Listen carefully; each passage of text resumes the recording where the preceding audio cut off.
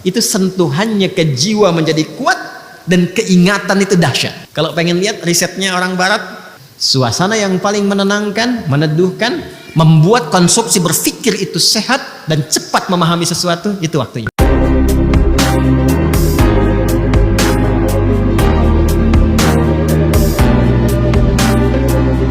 Ternyata terkadang persoalan yang rumit di rumah tangga pun bisa selesai dengan senyuman. Ya. Ketika jembatannya dibangun, makanya kan banyak persoalan tinggi itu hempas di atas sajadah kan? Ya kan? Ketika sajadah dibentangkan, lalu kemudian sujud kita ibadah, keluar air mata itu tuntas persoalan kan? Ya.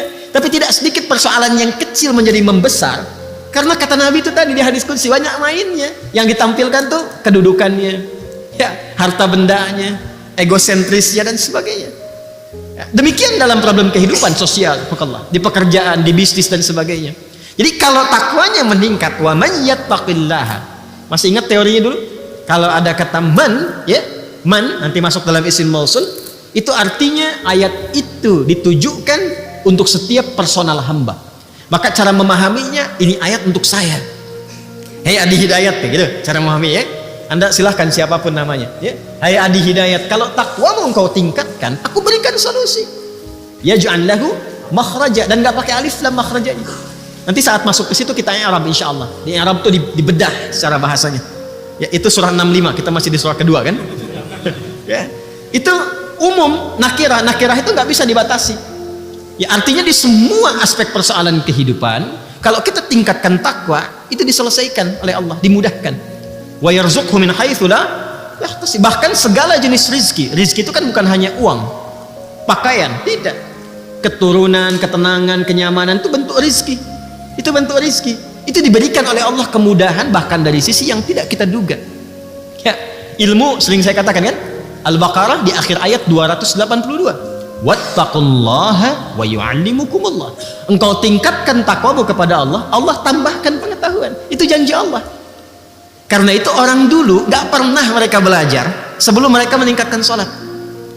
Kan selalu saya pesankan dua hal kan, ya adik-adik ini ya, kalau mau belajar diberikan oleh Allah tambahan pengetahuan, cepat memahami sesuatu, jaga dua hal: sholat, Quran. Ingat itu ya, sholat, Quran. Orang dulu semua begitu. Jadi mereka tingkatkan sholatnya dari kecil itu, sholat jaga, terutama latihan subuh dulu tuh ya, sholat subuh latihan dulu karena banyak berkahnya. Itu yang paling banyak disaksikan, termasuk semua malaikat menyaksikan. Malaikat malam dan siang itu semua tugasnya itu dikerjakan malam dan siang, yang sif-sifan untuk subuh mereka semua menyertai.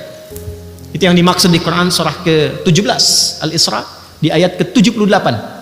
Ya, aqimis salata liduluki syamsi ila ghasaqil laili wa qur'anal fajr. Inna qur'anal fajri kana mashhuda. Ya.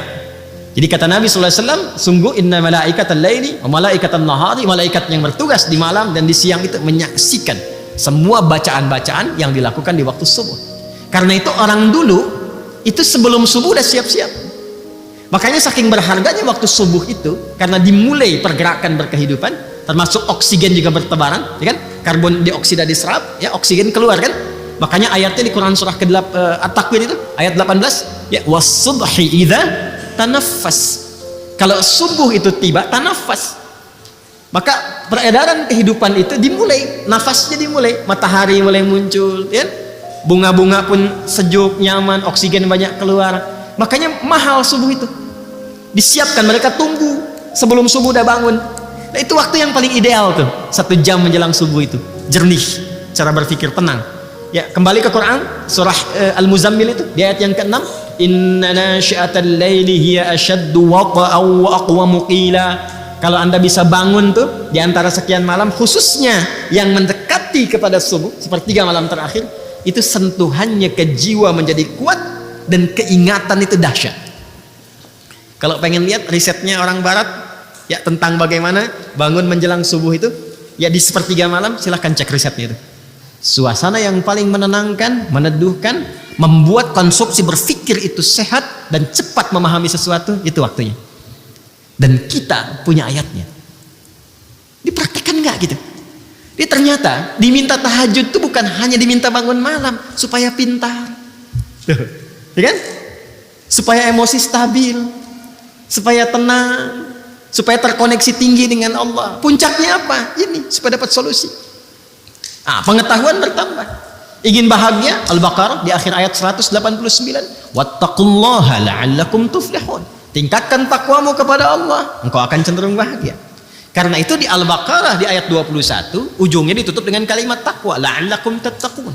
Ya ayyuhan nasu u'budu rabbakumul ladzi khalaqakum walladzina min qablikum. Tafsir ini nyambung ke yang sebelumnya yang dengan ke Az-Zariyat ayat 56. Wa ma khalaqtul jinna wal insa illa liya'budun. Bahkan jin, jangankan manusia, bahkan jin. Kemudian di ujung ditutup la'allakum tattaqun, supaya kalian mampu meningkatkan takwa. Dan kenapa ya Allah mesti meningkat takwa? Dijawab, supaya hidupmu mudah.